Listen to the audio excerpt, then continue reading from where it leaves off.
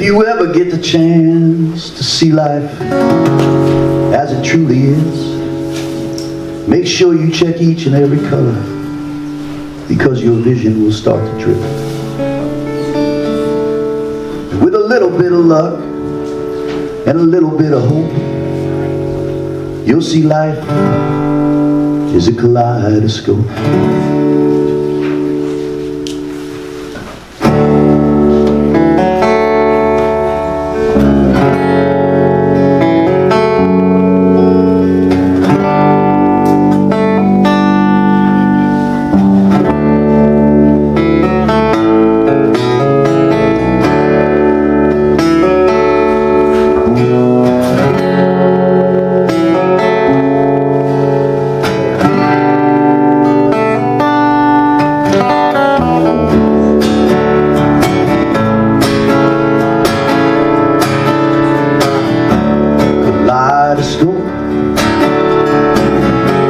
I'm on my way.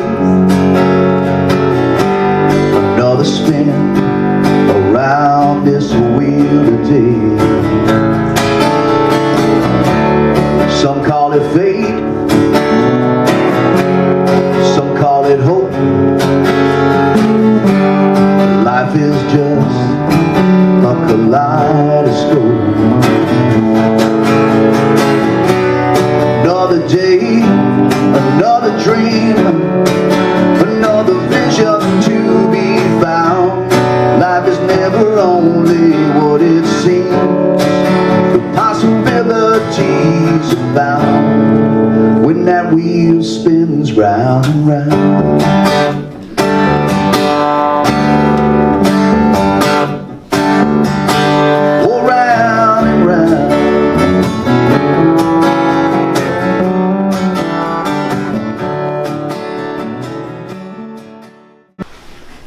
There's not a name on this. This is we have a jar up here with cards in it that you're welcome to leave your favorite quote on. And every Sunday I read one, or the person who leaves their name on the quote comes up and reads it themselves. So please feel free to do that. This is a quote by Donna Mark something. Here's the quote. It is possible to decrease the suffering in the world by adding to the joy. It is possible to add light rather than trying to destroy the darkness. All right? Isn't that? It's possible to decrease the suffering in the world by adding to the joy. That is such an important message, because we can go there, man. We can just we can be overcome by all the suffering in the world, and we think, well, how can I be happy because all this stuff is going on? I think this is true. It's possible to decrease the suffering by adding to the joy. I love it. Thank you to whoever left that here.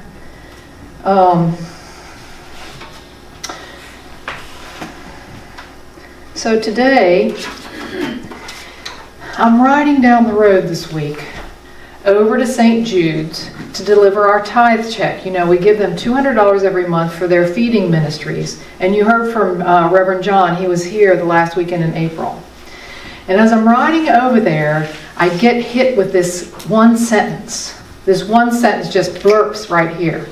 So at every traffic light, I'm looking in my purse for my pen and my little notebook that I carry with me to make sure I can capture these, because if I don't capture it in that moment, it will be gone. It will be gone. It won't be there, or it won't be there in the same way. So I'm rifling through my purse at the traffic lights, not while I'm driving. And the only piece of paper I could come up with was this tea bag. But I carry in my purse an herbal tea bag, a yogi tea bag, stress relief tea bag. And then I'm trying to find a pen to write, and a pen to write against a tea bag, you can't get any traction with it. So I'm barely able to get the sentence out on this tea bag. Rest assured, I made sure my notebook was in my purse after this happened to me. But there's just, I can hardly read it, but I got it down, I threw it back in my purse, and I'm like, thank God I was able to do that. So here's what the tea bag says. Tea leaves, tea bag, tea. Here's what the universe hit me with, just this one sentence. The test is how you lift the whole. The test is how you lift the whole. I was like, okay, and you know that. If you've heard me speak before, it's like whatever comes to me, like that's what I'm going with. I don't know exactly what it means or how it is, but the test is how you lift the whole. That's what it was about. That's it right there. So if you came here today wanting to know your purpose in life, I got it for you. The test is how you lift the whole. That's it. The test is how you lift the whole. That's what it's about. But unfortunately, we have been sold a lot of lies, or we believe a lot of lies, or there's a lot of intricacies and complexities about our life. And things we need to do in order to have this, and my life is good if this happens, and my life is good if that happens, and there's all these things about it. When I'm saying that this hit me very simply, that life is simple. Life is the test of how you lift the whole. I'm like, okay, all right, what do I do with that? And I believe it's this. I believe the whole is like the whole, like the God whole, like the universe whole, like everything that is whole. Like that thing, the cosmic pulse of life whole. Like not just my family and my job and my what I think of as my little life, but the whole whole. The big whole. W-H-O-L-E, whole. So I was trying to get some perspective on this, and I started, this came into my mind, which is the Voyager 1 space probe. The Voyager 1 space probe was launched in 1977. It's been traveling for 48 years. 48 years. This thing's been traveling in space. I mean, that's kind of crazy right there, right? It's gone 15 billion miles. It's traveled 15 billion miles. By the way, it has not left the Milky Way. It has left our solar system, but it has not left the Milky Way, and probably will not leave the Milky Way because it's not traveling fast enough at 38,000 miles per hour to release itself from the gravitational pull of the Milky Way. It takes 23 hours for a radio signal to go to the satellite and back to Earth. That's crazy. How do you even conceptualize 15 billion miles? I thought, I want to know how to do that. 15 billion miles, if that satellite would have been traveling around the Earth 15 billion miles, it would have circulated 900,000 times around the Earth. That's how far away it is. 600,000 times around the Earth. And it's not yet 1 light year away. A light year is about 6 trillion miles. It's not a light year away yet. How long would it take the probe to travel 1 light year? 17,000 years. It would take the probe 17,000 years to travel 1 light year. Is this blowing your mind? The furthest galaxy that scientists have identified is 33.4 billion light years away. So that means 33.4 billion times 6 trillion. That's how far away it is. I don't have enough zeros or mind space to know that. That's how big the whole is. It's even bigger than that because this is just what we found out so far. All right? This is just what scientists, not me, have found out so far. How far that is. And I wanted to give us some perspective about what I mean when I'm talking about the whole and what God might be. You know, back in ancient times, God was just some guy sitting on a throne above the clouds, right? I mean, that was the image that people of the time that's what they knew it to be. Like, we know this. We know that based on this, we don't know that there's an edge to our universe. We don't know that there's an edge. And we can't travel there. It takes this satellite traveling at 38,000 miles. It would take it 17,000 years to get 1 light year. And this is 33.4 billion light years away. I mean, it's huge. And I was trying to get myself to understand this perspective. And what I'm telling you here, this speck of dust on a pinhead, telling you that your life and your purpose for being here is to evolve the whole. Like, I'm not even visible in all this. A speck of dust on a pinhead is what I was thinking. You see, we think our life is about how good we are and what we've accomplished. I mean, bring it all this back down to here. Like, really, what we're worried about? What we think we're concerned about? How we want to please other people? How somebody's going to look at me? What they're going to believe about me? How I'm going to live my life? What somebody's going to think about how I live my life? And I'm saying your life is way more important than you're giving yourself credit for, because you are here, in my idea, to lift the whole. That's the idea that hit me. You know, the test is how you lift the whole. That's the thing. That's what eternity is asking us, is how did you lift the whole? How did you care for the whole? And here's the thing that came to me about that, is how does that happen? And I'm saying it's when you live your life authentically. It's not about how many people you help. It's about living your life so authentically that you influence the stars and the galaxies and beyond. That you live your life exactly for who and how you are here to be. However that is.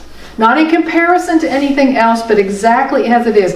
That in order to contribute to the whole, the honor of contributing to the whole is living your life authentically. That's it. That's how you do it. I was like, man. Because there's only this one cosmic vibration. And you're here. Like, it didn't happen by chance. I don't believe that. Like, you can, and I've said this before from here, like, you can believe what I'm telling you or not. I would like you to consider it, that you are not here by chance. Any more than anything in between here and there is by chance. Whatever that is not by chance. And it's critically important. There is no greater honor that we have but to live our life authentically. And no one else is here to sacrifice their soul for me or you. I don't believe it. No soul, no matter how we judge that soul. No, there is no greater life and lesser life. There's not a greater and lesser life. There's life. There's life. There's the whole cosmic. And listen, there is not a source that you come from and a source you go back to. You are that now. Like, we're that now. We're not waiting to go back to God or source. We're that now. Because we're not separate from that. And Hagen talked a little bit about oneness. We're not separate. We are that. Not going back and forth. Not going back and forth.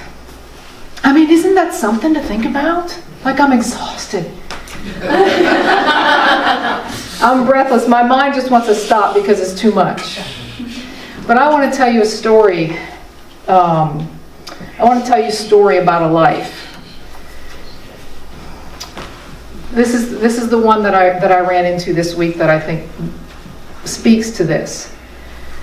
Because too often we want to judge our life.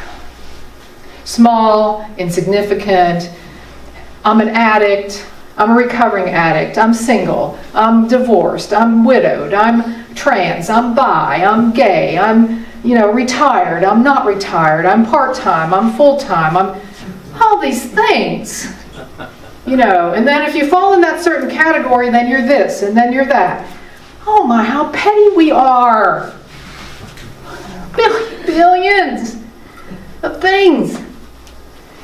All right. So Deepak Chopra is telling this story about when he was 10 years old. And there's this beggar that lives on the side of the road. And a lot of the women would go to him when they had a problem, and they would pray with him. They thought he was very powerful in his prayer activity. Maybe he was a monk, not really just a beggar, right? And they called him the Colonel. Mm-hmm. And Deepak said to his mom, why do they call him the Colonel? Like, what is with this guy? And here's this guy's story. His name was Sengupta. He was a British Army doctor in World War II. And he was with the British in Burma. That's where they were fighting, in Burma. And at the time, he was a POW there. So the Japanese had invaded. He was a prisoner of war. And when the Japanese started to withdraw toward the end of the war. And he didn't know at the time if the British Army was getting close, and that's why the Japanese left, or what happened. But it didn't matter anyway, because what the Japanese did was line up all the POWs and shoot them with a pistol in the head. And that's what happened to Sengupta. The thing was, they never checked to see if everybody died, and don't you know, he did not die. He woke up later that day. He knew it was later that day because the place was stone cold quiet. It was dark, and he had to extricate himself from underneath all these other bodies that had piled up on him. He took some moments before he realized what happened. Can you imagine? We can't even imagine that horror. Just like we can't imagine this, we can't imagine that horror, can we? We can't imagine that. But he pulled himself up, and he pulled himself out for that, what seemed like an eternity, and he decided the next morning that he would walk to safety. He was deep in this war zone, in this Burmese geography that he didn't know anything about, and he thought he would return to India. And that's what he did. He survived on fruit and insects and rainwater, and he traveled by night, and he hid in the jungle by day, and he was terrified. He stumbled over snakes. He was terrified of snakes, and he was stumbling over them as he made this trek. It took months before he stepped across the border into Bengal, and eventually the emaciated hero walked into Calcutta, heading for the British Army headquarters, where he was immediately not believed and arrested as a Japanese spy. He was put in irons and put in jail. Broken emotionally as well as physically, he laid in the dark cell and contemplated the fate that had taken him from one prison to another. Oh my God. Somewhere during this period of disgrace, under daily interrogation and later a court-martial, Sengupta went through a supreme transformation. It wasn't something he ever spoke about, but the change was startling. In place of bitterness, he gained complete peace. He healed his wounds, both inner and outer, and he stopped struggling, waiting calmly for the inevitable sentence of the court. Amazingly, the inevitable never came. In a sudden change of heart, the British chose to believe him, and that his story was true. Within a week, Sengupta was dragged out of prison, awarded a medal for valor, and paraded through the streets of Calcutta as a hero. It was the locals who dubbed him the Colonel, as he showed up as a wandering monk and beggar on the side of the street where Deepak ran into him. How in the world can this happen? How can it happen? I say, in light of what I was told, what I came to understand this week, that he simply lived the authentic life that was in front of him at the time. He lived the life that he had. It sucked. It was terrible. He was left for dead under bodies. He walked for miles, was not believed, was thrown in, the whole story. Incredible. I mean, how can it be? I say authentic. I think an example of an authentic life, that life lifted the whole. That life, his willingness to live what was in front of him, lifted the whole in a way that we will never understand. Maybe we're inspired by that. Maybe we'll forget about it tomorrow. But that lifted the whole in a way we can never understand, is what I believe. That's my idea. And I think the same can be said for any one of our lives. The same can be said for any one of our lives. And in fact, for all of our lives. If we believe it. If we can truly believe that. When we're on our knees and devastated, emaciated, tripping over snakes, that contributing to lifting the whole, because it's authentically you, in the way you are. Whatever struggle you're having, whatever joy you're having, contributing to lifting the whole. It cannot start outside of us, trying to take care of somebody else. It starts with me. Knowing, choosing, intuiting, understanding, giving myself a perspective, and living my life. Not for me, for the whole. It lifts the whole. That's what I believe. Stop saying just and only about your life. You wouldn't be here if it was just or only. It's critical. And there's only one other element that came to mind that I want to share about this. And I've mentioned it already, and that is we have nothing to gain by judging anyone else's life. Nothing. As I said, I don't know if it's a homeless person or a differently abled or an obese person or somebody who's in recovery or a criminal or someone who's spiritual or not spiritual or religious or right or left or upper. It doesn't matter. What if we could believe that every single life is here evolving the whole? That's what I'm asking us to do. And as we come back into our life here, because we can't stay out, I can't stay out here. It's too far away. I'm going to bring it back here. It calls me to be gentle with myself as well as I'm gentle with others, and to believe in my divinity as a child of the universe. As Joni Mitchell will say, that we are stardust. That. Yeah. I'm breathless this week about this message. I hope to remember it in the coming weeks, because that's what happens, right? We hear it and then we forget. So I hope it's a good reminder for you. Let's take it into meditation a little bit this morning. I invite you to take a deep breath in. To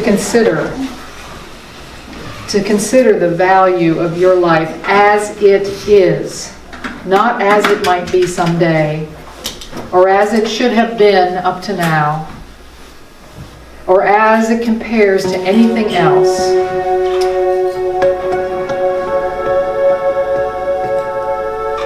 Like maybe that's Voyager 1, and maybe there's Voyager 2 and Voyager 3 and unlimited Voyagers, and that's our name.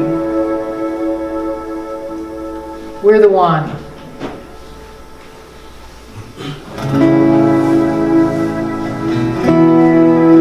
Important, essential to the evolution of the whole, the cosmic whole.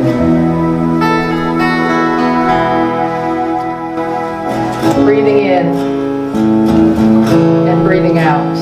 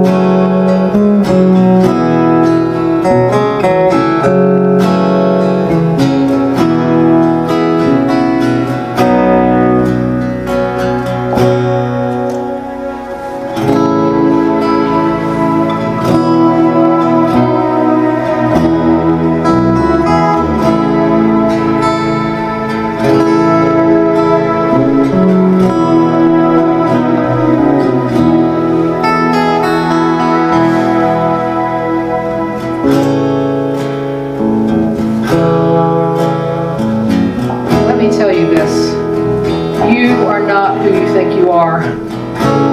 Since birth, your identity has depended on very limited experience. Over the years, you formed likes and dislikes. You learned to accept certain limits. A hoard of objects acquired over time serves to prop up a fragile sense of fulfillment. None of this is the real you. When you feel a new impulse, an uplifting thought, an insight that you have never acted upon before, embrace the unknown. The unknown is the only thing that truly cares about the fate of your soul. God, the pulse of the universe, all that is, lives in the unknown. And when you can embrace that fully, you will be free. So it is. Amen.